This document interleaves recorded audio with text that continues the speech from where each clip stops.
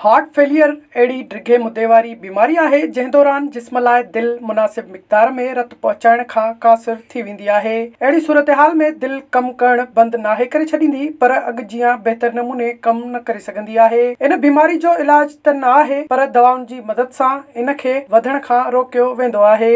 सुठी ॻाल्हि इहा आहे त मर्ज़ खां बचण घणो ॾुखियो न आहे। रोज़ कुझु वक़्तु पंधु करण जी आदत सां अव्हां इन मौतमार मर्ज़ मां मुतासिर थियण खां बची सघो था। इहा ॻाल्हि अमेरिका में थियल हिकु तिबी तहक़ीक़ में साम्हूं आई आहे। बफेलो यूनिवर्सिटी जे तहक़ीक़ में ॿुधायो वियो आहे त हार्ट फेलियर खां बचण लाइ रोज़ 4000 क़दम पंधु करणु फ़ाइदेमंद आहे। इन तहक़ीक़ में 63 खां 99 सालनि जे उमिरि जे लॻभॻि 6000 औरतुनि खे शामिल कयो वियो। नतीजनि मां ख़बर पई त रोज़ सरासरी तौर ते 3600 क़दम पंधु करण सां हार्ट फेलियर मां मुतासिर थियण जो ख़तरो 26% ताईं घटिजी वञे थो।